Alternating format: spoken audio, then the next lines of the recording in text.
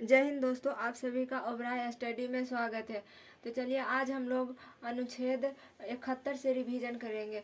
जो भी पहले ये वीडियो आप लोगों के लिए काफ़ी हेल्पफुल होने वाला है, क्योंकि अगर आपको कभी पढ़ने में मन नहीं करता है या एग्ज़ाम नज़दीक में है तो आप इसे ईयरफोन लगाकर अगर तुरंत रिवीजन कर सकते हैं, चलते चलते रिवीजन कर सकते हैं। किसी भी टाइम इसे रिवीजन करने में आपको ये सहायक होगा। अगर आप बार बार अनुच्छेद भूल जाते हैं तो आपको ये याद करने का, रिवीजन करने का सही तरीका है।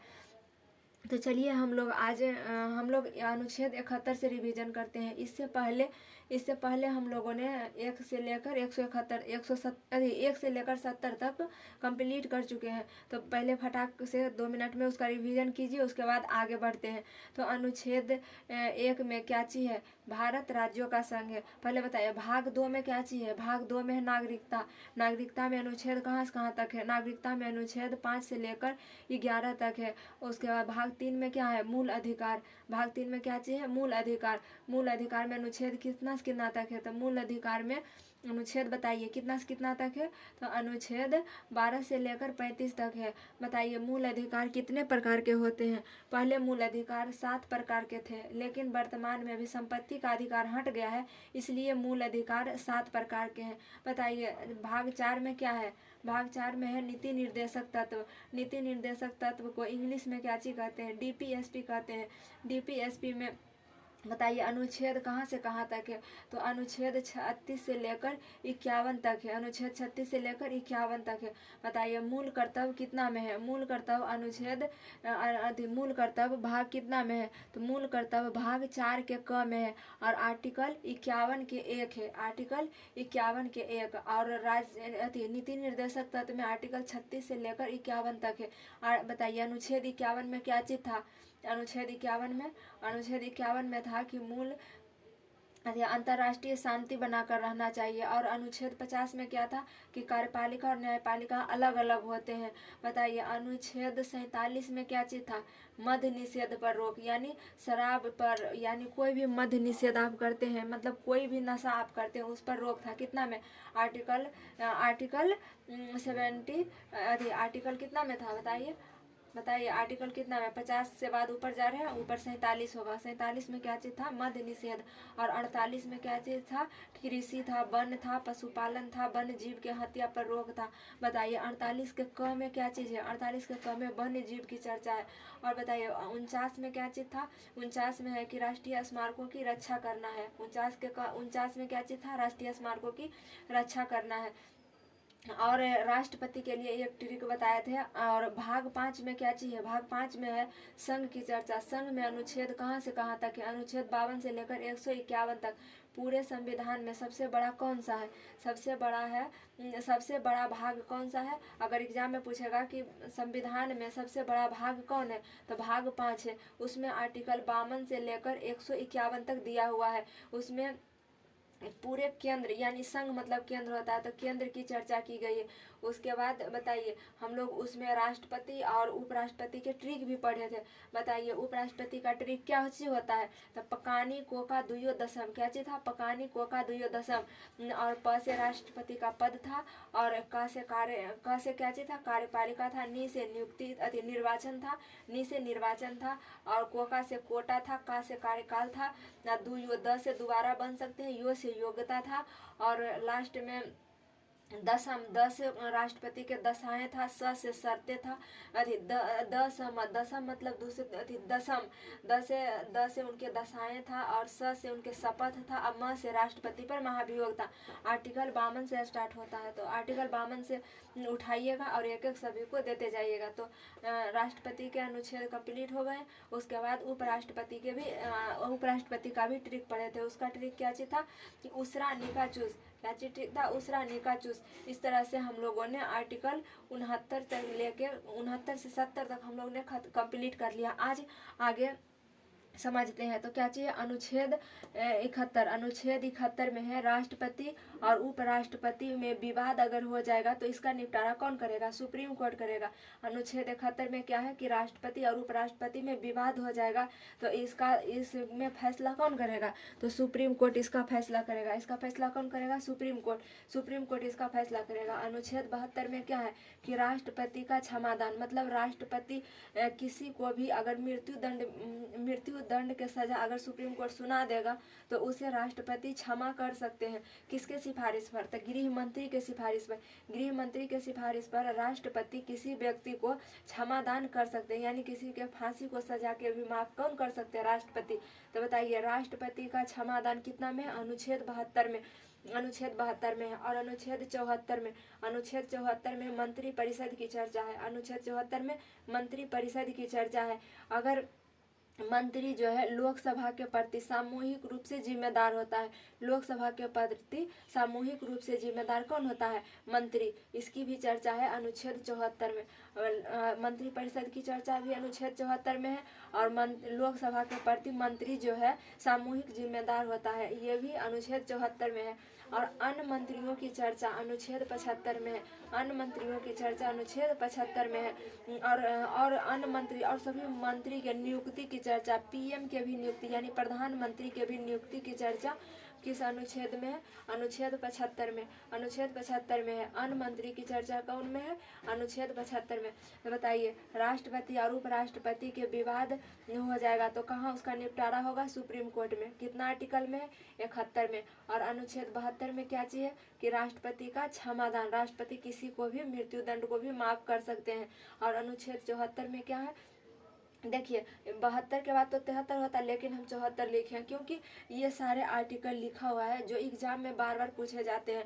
ऐसे तो अगर कंटिन्यू याद करेंगे एक नंबर के बाद एक तो याद करना बहुत मुश्किल हो जाएगा। और क्वेश्चन इसी आर्टिकल से पूछेगा, मैक्सिमम अधिकतर क्वेश्चन यही आर्टिकल से पूछे जाते हैं, इसलिए हम लोग इम्पोर्टेंट आर्टिकल का सिर्फ रिविजन करते हैं। तो देखिए अनुच्छेद 74 में क्या है, मंत्री परिषद की चर्चा है, लोकसभा के प्रति मंत्री जिम्मेदार होता है, ये भी आर्टिकल 74 में ही दिया हुआ है। और अनुच्छेद 75 में क्या है, अन्य मंत्री की चर्चा है, या राष्ट्रपति उसके या प्रधानमंत्री के या अन्य मंत्री की नियुक्ति की भी चर्चा कितना में, अनुच्छेद 75 में है। और अनुच्छेद 76 में है महान्यायवादी। महान्यायवादी का मतलब हो गया ये केंद्र सरकार के वकील होता है, केंद्र सरकार के वकील को महान्यायवादी कहा जाता है। इसको इंग्लिश में एजी कहते हैं, शॉर्ट में इसे एजी कहते हैं, एजी एजी लो जी सुनो जी, एजी इसको क्या चीज कहते हैं, इंग्लिश में क्या चीज कहते हैं, एजी, शॉर्ट में कहते हैं एजी। एजी का मतलब ए से हो गया एंटोनी, जी से हो गया जनरल, एंटोनी जनरल, इंग्लिश में इसे कहते हैं एंटोनी जनरल, शॉर्ट में कहते हैं एजी। भारत सरकार के वकील को क्या चीज कहते हैं, महान्यायवादी। कितना अनुच्छेद में, 74 में से बहुत बार क्वेश्चन पूछा हुआ है। महान्यायवादी की चर्चा कितना में है, अनुच्छेद 76 में, अनुच्छेद 76 में। अब यहाँ एक ट्रिक याद कर लीजिए, सरला, क्या चीज नाम है, सरला, सरला ट्रिक क्या चीज है, सरला। स से हो गया संसद, और र से हो गया राज्यसभा, और ला से हो गया लोकसभा, लोकसभा। ये तो संसद की चर्चा है 79 में, और राज्यसभा की चर्चा है 80 में, और लोकसभा की चर्चा है 81 में।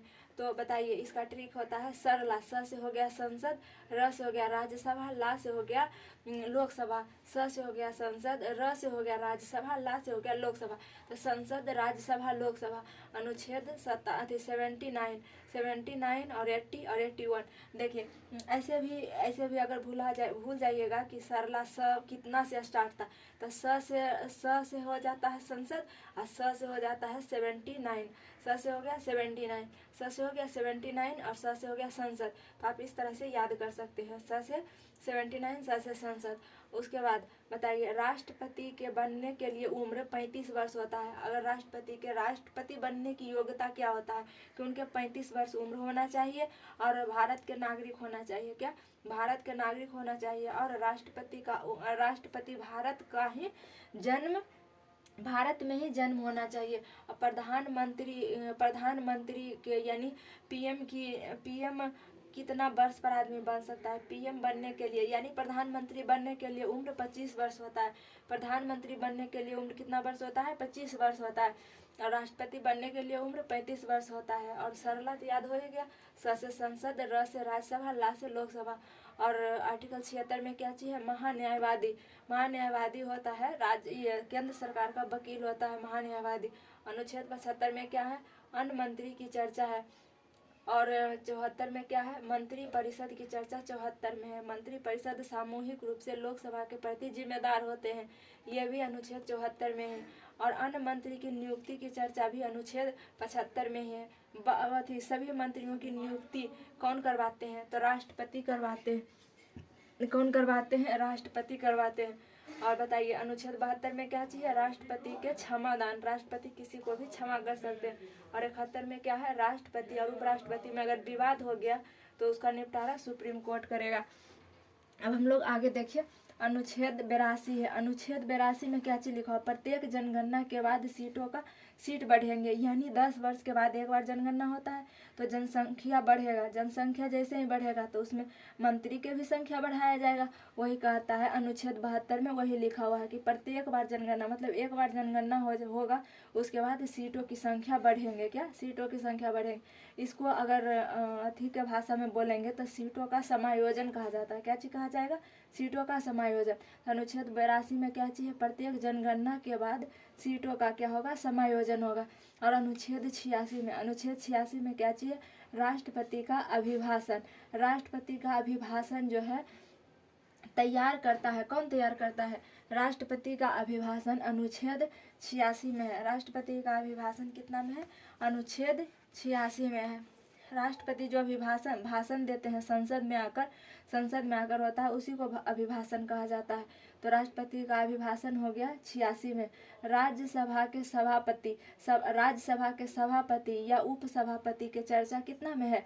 आर्टिकल 89 में। देखिए यहाँ पे है ना राज्यसभा, तो राज्यसभा है तो राज्यसभा के एक सभापति होंगे ना, यानी लीडर यानी नेता होंगे, उसी को कहा जाता है सभापति। तो राज्यसभा के सभापति या सभापति के नीचे होते हैं उपसभापति। इन दोनों की चर्चा अनुच्छेद 89 में है। अनुच्छेद 89 यानी 89 में है। कितना में है? अनुच्छेद 89 में राज्यसभा के सभापति एवं उपसभापति। और अनुच्छेद 93 में क्या चीज़ है? लोकसभा के अध्यक्ष एवं उपाध्यक्ष। यहाँ देखिए लोकसभा है तो लोकसभा में भी एक अध्यक्ष होता है, यानी लीडर होगा, जो कमांड यानी जो मीटिंग में सबसे हेड होगा उसी को अध्यक्ष कहा जाएगा, उसी को अध्यक्ष कहा जाता है। तो अनुच्छेद 93 में क्या चीज़ की चर्चा है? लोकसभा के अध्यक्ष या उपाध्यक्ष की चर्चा है। क्या चीज़ है? लोकसभा के अध्यक्ष या उपाध्यक्ष की चर्चा है। तो बताइए अनुच्छेद 82 में क्या चीज़ है? प्रत्येक जनगणना के बाद सीट की संख्या बढ़ेगी, यानी सीटों का समायोजन होगा। अनुच्छेद 86 में क्या है? राष्ट्रपति का अभिभाषण है। और 89 में क्या है? कि राज्यसभा के सभापति या उपसभापति। देखिए राज्यसभा के सभापति जो है वो उपराष्ट्रपति को ही कहा जाता है। राज्यसभा के सभापति उपराष्ट्रपति को ही कहा जाता है। अनुच्छेद 93 में क्या चीज़ है? लोकसभा के अध्यक्ष या उपाध्यक्ष। लोकसभा के अध्यक्ष या उपाध्यक्ष। और अनुच्छेद 100 में क्या चीज़ है? गणपूर्ति। 100 में क्या चीज़ है? गणपूर्ति को ही इंग्लिश में कोरम कहा जाता है। इसका मतलब होता है कि जब संसद में 1/10 उपस्थित रहेंगे, 1/10 अगर उपस्थित रहेंगे तभी कोई काम हो सकता है, वरना नहीं। 1/10 सदस्य उपस्थित होना अनिवार्य है। संसद में 1/10 सदस्य को उपस्थित होना अनिवार्य है, उसी को गणपूर्ति कहा जाता है। गणपूर्ति मतलब जितना आदमी चाहिए 1/10 में जितना भी आदमी शामिल होगा उतना होना चाहिए, तभी संसद में मीटिंग होगा, वरना बैठक संसद में नहीं होगा। तो वही उसी को कहा जाता है क्या? गणपूर्ति को ही इंग्लिश में कोरम कहा जाता है। कोरम की पूर्ति होगी, यानी उसका 1/10 हिस्सा आदमी आएगा तभी मीटिंग होगा। यह अनुच्छेद कितना में है? 100 में। और 108 में है संयुक्त अधिवेशन। संयुक्त अधिवेशन किसे कहा जाता है? तो संयुक्त अधिवेशन जो है जब लोकसभा और राज्यसभा के बीच विवाद हो जाता है, जैसे देखिए इस तरह से, ये क्या है, ये संसद, मान लीजिए कि ये संसद है, संसद हो गया, संसद के बीच से दीवार दिया हुआ रहता है, इस साइड लोकसभा बैठता है और इस सभा राज्यसभा के मीटिंग होता है, ठीक है। अभी इसमें और ये दोनों में विवाद हो गया, तो बीच में एक इस तरह से कमरा बनाया हुआ है जिसमें होता है संयुक्त अधिवेशन। इन दोनों के बीच विवाद हो गया तो यहाँ पे बीच में होता है संयुक्त अधिवेशन। राष्ट्रपति के द्वारा लोकसभा को भी बुलाया जाता है और राज्यसभा को भी बुलाया जाता है और दोनों को मिलाकर यहाँ मीटिंग किया जाता है। इसी को संयुक्त अधिवेशन कहा जाता है। तो संयुक्त अधिवेशन कौन बुलाते हैं? राष्ट्रपति बुलाते हैं, लेकिन इसकी अध्यक्षता लोकसभा के अध्यक्ष ही करते हैं। अब बुलाते हैं कौन? राष्ट्रपति बुलाते हैं। तो देखिए अनुच्छेद 108 में क्या चाहिए? संयुक्त अधिवेशन। अनुच्छेद 108 में क्या चाहिए? संयुक्त अधिवेशन। और 110 में है धन विधेयक की चर्चा। 110 में क्या चाहिए? धन विधेयक की चर्चा। अनुच्छेद 110 में क्या चाहिए? धन विधेयक की चर्चा, धन विधेयक। और 112 में क्या चाहिए? बजट की चर्चा। 112 में बजट भारत के संविधान में बजट की चर्चा नहीं है। बजट के स्थान पे लिखा हुआ रहता है वार्षिक वित्तीय विवरण। कहने का मतलब बजट किसको कहा जाता है? बजट जो एक साल में सरकार कितना पैसा खर्च करेगी और कितना पैसा आया है, कि कहीं से कितना पैसा आया है, कितना टैक्स कलेक्शन हुआ, ये सभी का बजट मतलब होता है पूरा पैसा कितना टैक्स के रूप में कलेक्शन हुआ है, सरकार कितना खर्च करेगी, यही सब की चर्चा रहता है। किसमें? बजट में रहता है।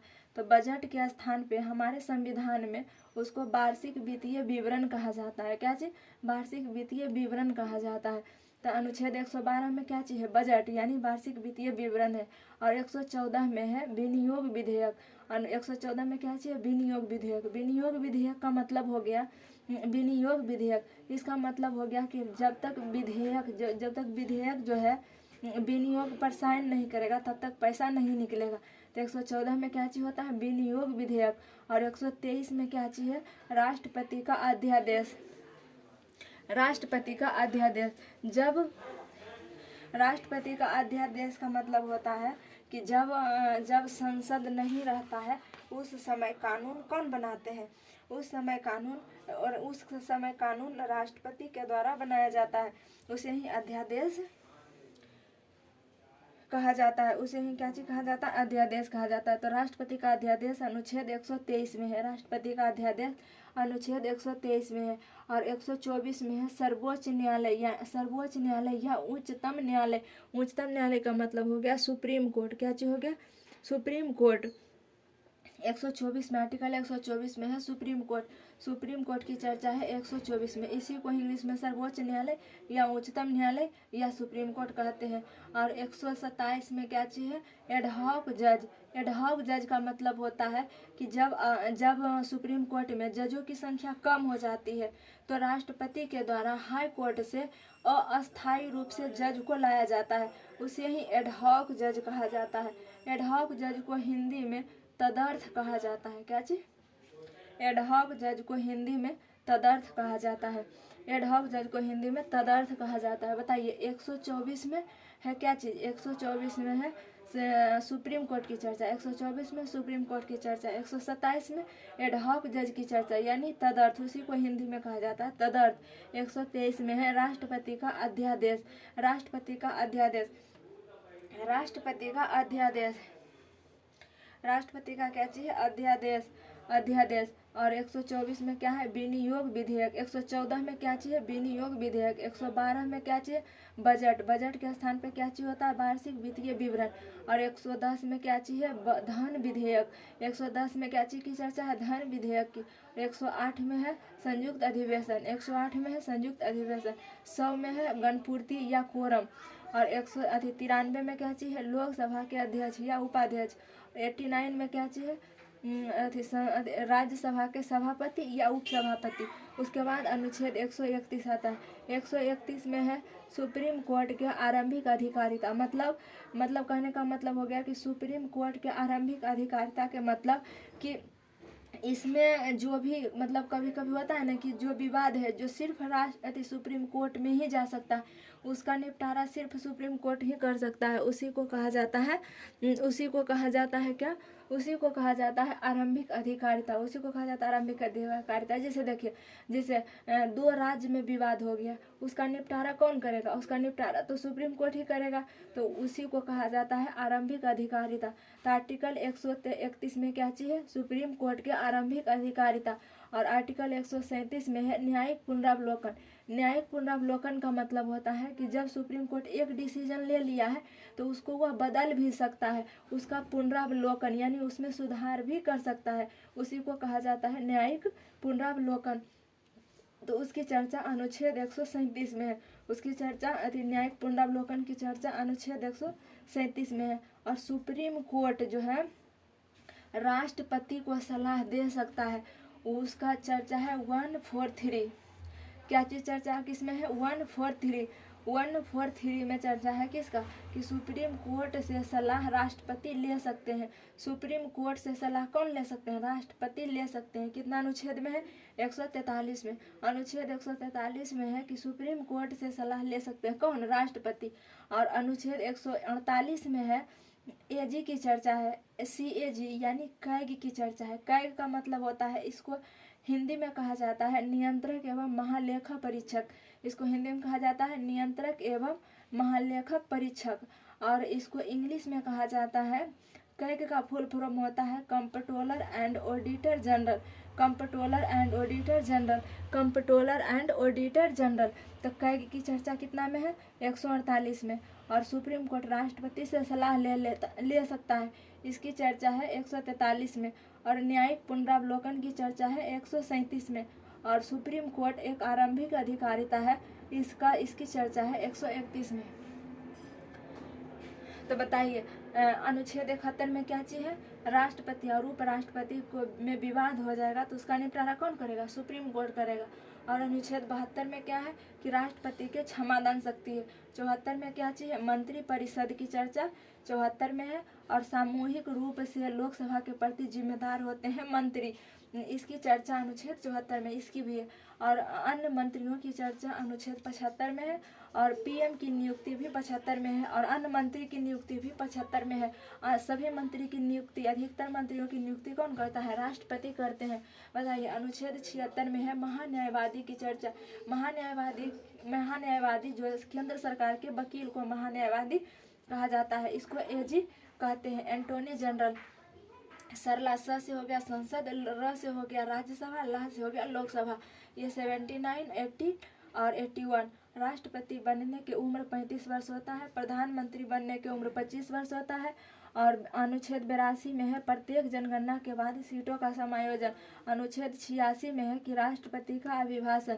और अनुच्छेद 89 में क्या है, राज्यसभा के सभापति एवं उपसभापति। और 93 में क्या चीज़ है, लोकसभा के अध्यक्ष एवं उपाध्यक्ष। 100 में क्या चीज़ है, गणपूर्ति को ही कोरम कहा जाता है। और 108 में क्या चीज़ है, संयुक्त अधिवेशन। और 110 में है धन विधेयक। और 112 में है बजट के स्थान पर क्या चीज़ लिखा हुआ है, एग्जाम में रहेगा वार्षिक वित्तीय विवरण। वार्षिक वित्तीय विवरण कहा जाता है, भारत में बजट को वार्षिक वित्तीय विवरण कहा जाता है। 114 में क्या चीज़ है, 114 में है विनियोग विधेयक। और 123 में है राष्ट्रपति के अध्यादेश। देखिए 123 में राष्ट्रपति का अध्यादेश है।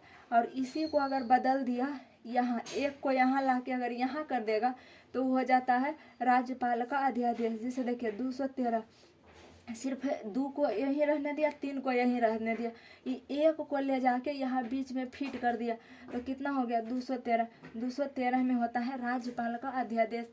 और 123 में होता है राष्ट्रपति का अध्यादेश। और 124 में क्या चीज़ है, सुप्रीम कोर्ट यानी सर्वोच्च न्यायालय की चर्चा है। और 127 में क्या है, एडहॉक जज की चर्चा है। एडहॉक जज जो किसको कहा जाता है, एडहॉक जज वही जो सुप्रीम कोर्ट में अगर जजों की संख्या कम हो जाती है तो हाईकोर्ट से लाया जाता है जज, उसी को एडहॉक जज कहा जाता है। तो अनुच्छेद 131 में है सुप्रीम कोर्ट आरंभिक अधिकारिता।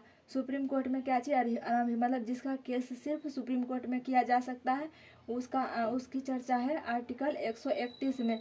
और न्यायिक पुनरावलोकन मतलब मतलब कि सुप्रीम कोर्ट अपना डिसीजन बदल सकता है, उसकी चर्चा अनुच्छेद 137 में है।